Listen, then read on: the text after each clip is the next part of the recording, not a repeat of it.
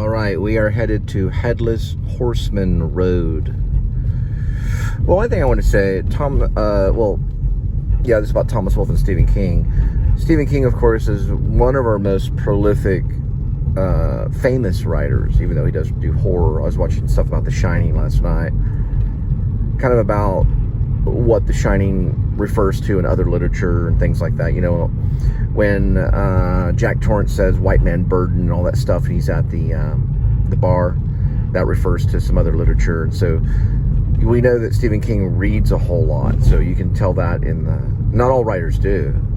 I don't know if Shakespeare did. He didn't have a library. Shakespeare didn't have a library when they found him. But Thomas Wolfe, who is a North Carolina writer that also taught English at NYU, he would have probably been our most prolific, but he didn't live that long. He didn't live past his 30s.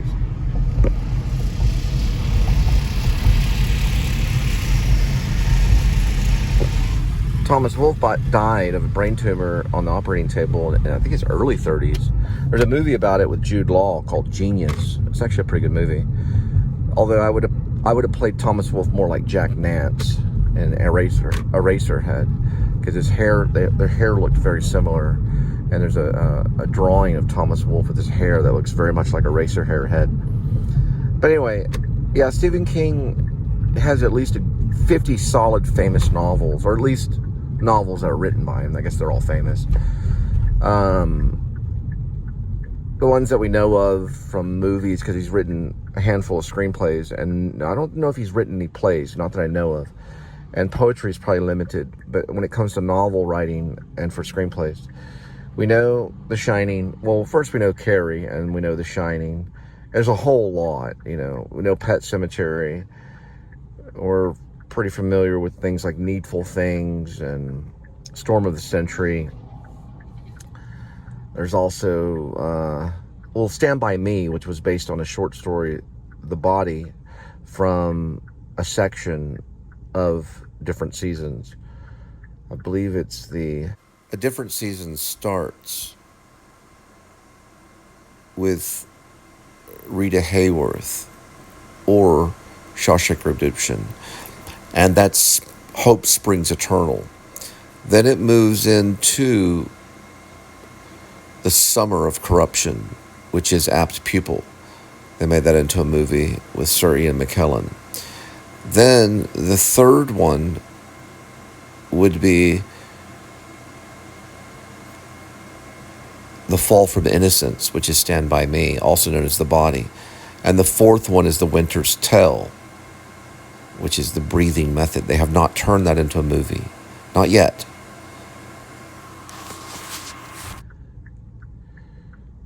Spring Awakening section. I always have to go back and brush up on his 4 sections of Different Season. But I know Apt Pupil's part of it. I know it starts with Shawshank Redemption or Rita Hayworth or Shawshank Redemption. I know it moves into Apt Pupil, or it moves into The Body, and then Apt Pupil, and I know it ends with The Breathing Method, which has not been made into a movie yet, which is The Winter's Tale, part of A Different Season. But there's a lot of famous stuff with Stephen King. And not all of it's the same kind of stuff. Tommyknockers is his famous sci-fi one about aliens. Goes on and on and on. Also, we got The Green Mile, which is Tom Hanks.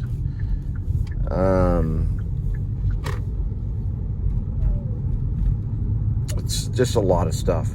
So I'm just saying this because the novel writer is probably different than the playwright, and a little bit different than the original screenplay writer, as well as the screenplay adapter, or one that does adaptation rather than original screenplay.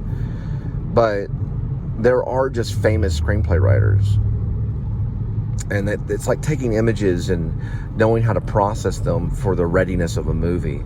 And that's a screenplay writer. So they know close-ups, and they know when to go wide, and they know when to have a tracking shot, and they'll know the language of, you know, like, for example, the Coen brothers are very good with going like close on. So that way they know, is it a close-up or is it a bust shot or a cowboy, you know, they can still say close on, you know, and things like that, rather than saying close up, you know.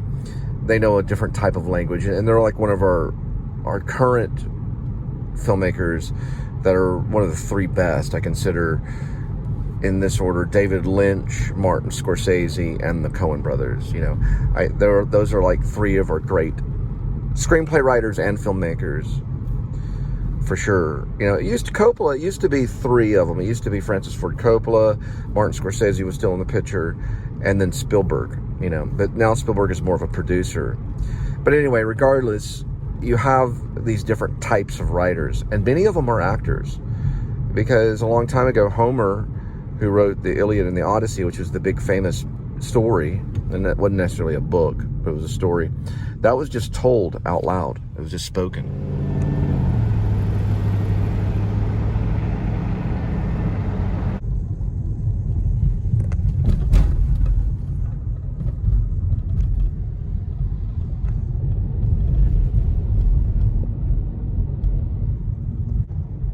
And of course, you know, the stand.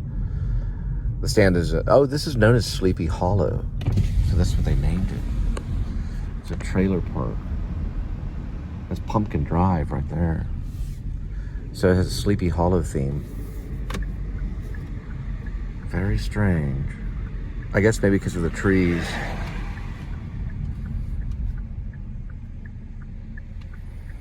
Headless Horseman. That's the road. It's a private road.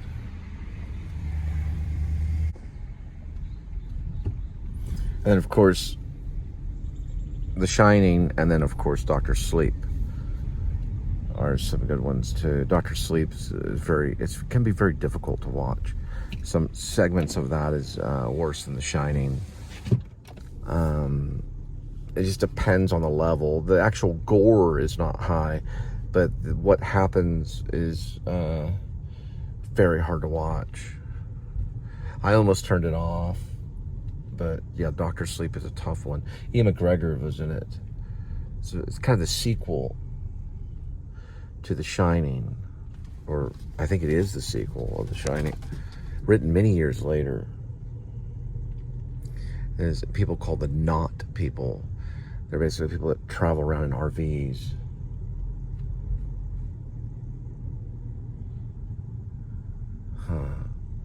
I guess this road might be turning onto another road. I don't know if it's the same road. I'm probably gonna have to make a phone call. Now, I did not read Dr. Sleep, and I did not read all of The Shining. I read the sample to The Shining.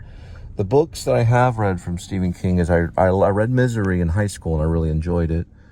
I read big chunks of it, and they do consider Salem's Lot as a masterpiece, and I have read the sample of Salem's Lot. When I lived in Maine, I lived in Dover, Foxcroft, Maine for about a year, where I worked on a book myself. I read a lot of samples, meaning I had an HTC Merge. This was back in 2012, going into 2013. So my Merge would allow me to access basically like Google Books, and I could just read samples. You know, I could just hit sample on it, and a free sample would upload. So I eventually bought different seasons and read all of different seasons, and I like them all. Even the breathing method, it's very different than I thought it would be. The breathing method. I've read little sections of Pet Cemeteries, but the actual books that I've sat down and really focused on and read was Misery, which is my favorite. They did do a movie with that, with, I believe, is it James Caan? I want to say James Caan was in it with Kathy Bates. I enjoyed that one. And then I read the Bachman books. That includes Running Man. In my series, it was 4 Bachman books. It was the black one that had a little gold on it that said, I think from the writer of Stephen King or something like that. And then it says the Bachman books. But it does have Running Man in it. That's an Arnold Schwarzenegger movie. The other one it has is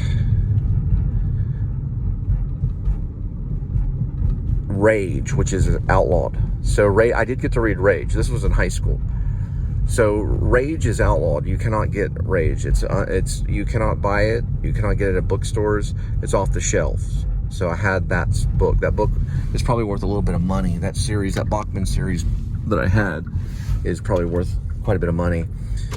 But Rage was in it. It was one of the 4. You can still get it on Etsy. Rage can still be purchased on Etsy, but it's not in commercial books. It's not in libraries. It's been removed from the schools. Back whenever I was around, this book was in the libraries. I'm pretty sure it was. So it was Rage. I think it started with Rage, and then it moved into The Running Man. The Long Walk was either, I think, the 3rd one, maybe. Then there was the one about, I think it's called Street Works or something. Road Works or something like that. It's about the guy that's penned up in his house. He doesn't want to leave. The city wants to make him leave. They're like doing road work, something like that. Anyway, I did read The Stand. I read The Stand and put it down, and I'd pick it back up, and I'd read a few chapters of it, and I put it down for over a period of 6 years. So it was off and on. You know, it wasn't like I tried to read it all at once. I had put it down and then put it back up, and I would just not remember anything and pick it back up, and like a year would go by, and I would pick it back up and start reading it, and then put it back down, just to kind of make myself read it. A lot of Stephen King stuff, and I ended up living there for about 17 months in Maine. Stephen King's kind of a character of Maine. You can go to see his house, which I do have a few different footage of his house on a different Cole Spivey channel that you probably would have trouble finding. It's a Cole Spivey channel that only has Maine stuff on it. It's like a parallel universe channel. I created it under a different email. I don't even know if I can access it. But it does have Stephen King's house on it. And it is on West Broadway in Bangor. I remember it because I know it has the number 4 in it. So I'm sure it has 4. And I'm pretty sure that it has a 7 in it. And I remember it by Good Music, because music is 4 and 7 represents good. I don't think it's 74, but I think it's 47 West Broadway in Bangor. To double check that, but it's something like that, his address. It's on, you can see his address in the actual Zoom when I'm using the Sony camera. I went actually to his home to do a kind of a slow zoom of his front door. And you can see the gate, you can see the little dragon, and then I've done some other follow-up of the gate and things like that. And other people have done some stuff at Stephen King's house in Maine. Grim Life Collective did a really good one. Grim Life went to his home too and recorded outside of it. It's going to probably end up turning into a museum eventually, depending on what Tabitha wants to do with it. But anyway, that's one thing that I have. I just randomly will mention Stephen King on the show. My parents, or my stepdad and my mom, are still in Maine. They've been there for quite a bit of time. So that's what a bookstore does. Oh yeah, another thing true about me when I was a kid, I tried to buy every Stephen King book, almost as much as I could get. So my whole room was littered with Stephen King books at one time. Some kids did that kind of stuff. And then we would just peruse through different books, to try to read all of it. It was very difficult to do in high school. All right, I did some research. The Bachman books, it has Stephen King's name on it, and it's in black and gold, sometimes silver. It starts... Okay, it ends with The Long Walk. Actually, no, it doesn't. I'm sorry. It ends with The Running Man. It starts with Rage, and then it goes with The Long Walk. Then it goes to Road Work, and then it ends with The Running Man. And then he talks in an introductory on why he was Bachman. That's the black one that I used to have too. Those are around $340 to $400 in collectible in Thrift Town because it has Rage in it, which is, it's not outlawed, but it's been taken off the shelves. The Rage has been. I forgot what they say. They have a name for how they say it. Discontinued, I guess, is one way they can say it. It means that it's been kind of like not approved for reading because it has to do with Columbine kind of stuff. Yeah, so it starts with Rage, then it goes into The Long Walk, then it goes into Road Work, and then it ends with The Running Man. So that's the series that it goes in.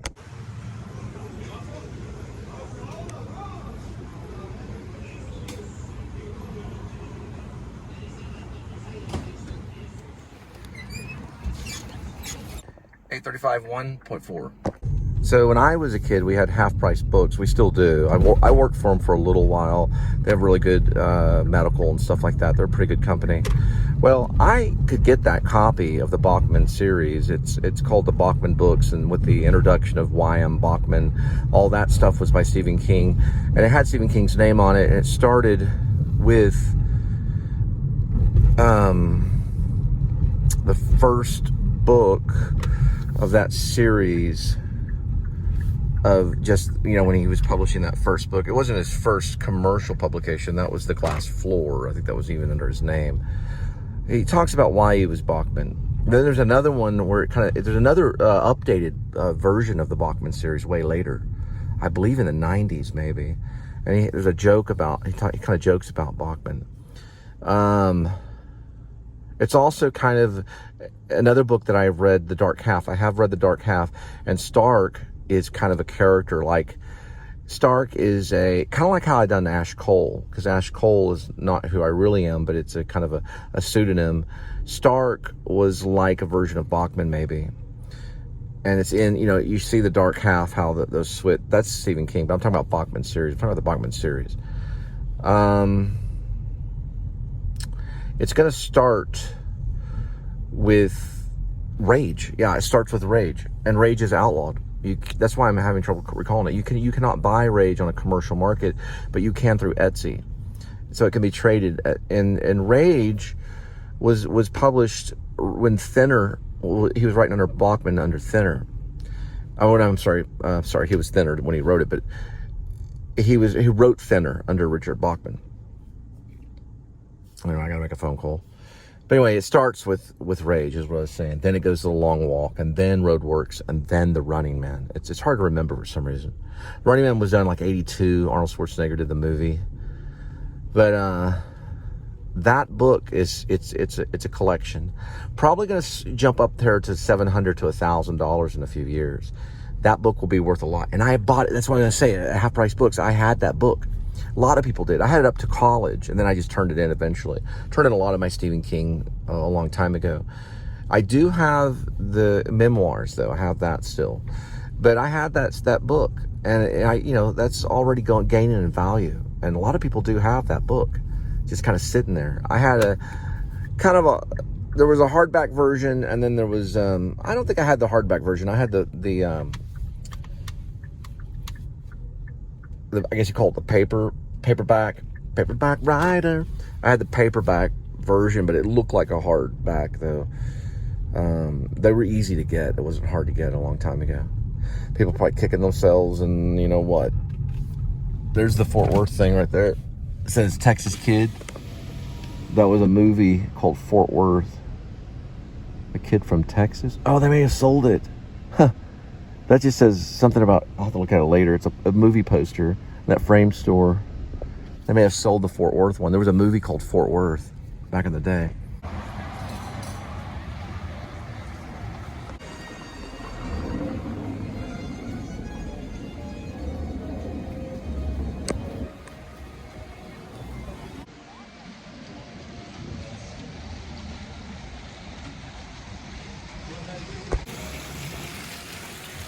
Smells like chlorine.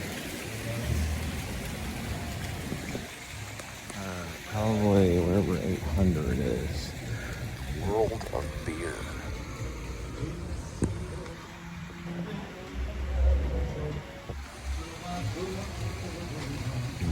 I don't think I'd be delivering at a restaurant. It's copyrighted song, but not necessarily because of the issue on it. It's kind of European copyrights. They don't recognize it.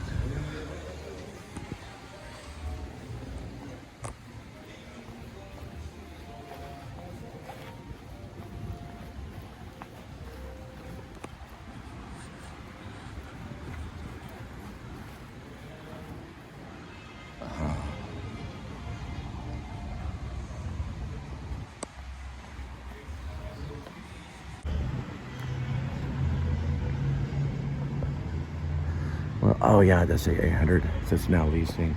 It's connected to the hotel. So now they have a hotel and then they have like residential.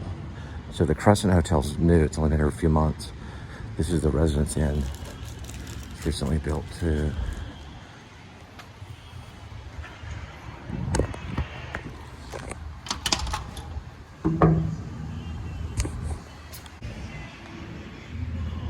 It's the Crescent. So they also have a hotel. Pretty cool.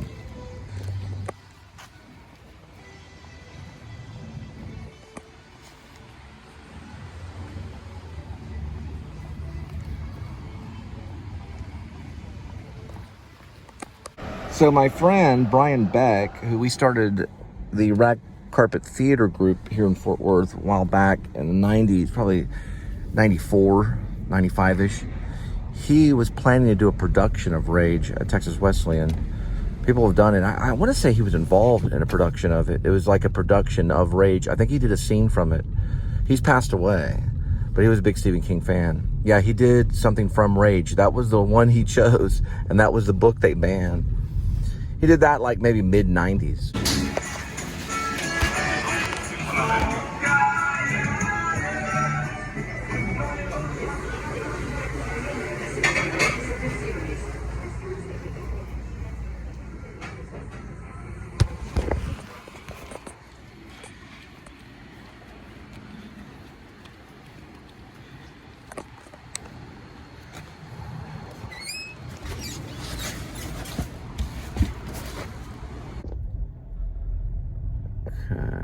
There we go. If I'm not mistaken, according to the driveway, it's this one. So it'd be that one right there.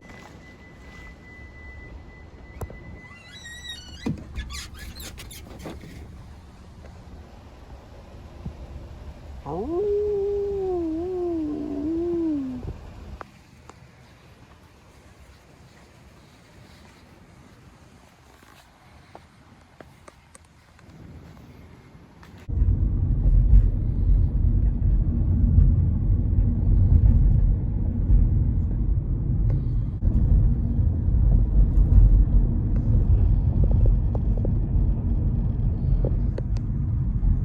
All right, another night of delivery. We will head back and see Linda and Kitty.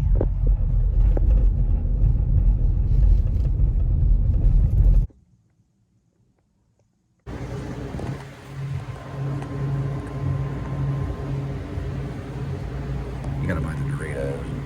I gotta switch over.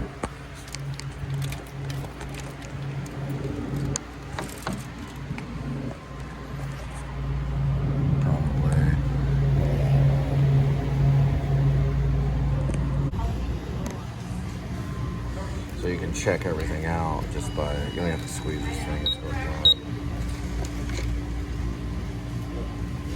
I don't recognize that sound. It's real sensitive. Get a cookie. We're going with oatmeal. Oatmeal cookie. Oh, so you look up item, and then down here, cookies. Yeah, I think it's oatmeal. 2 piece.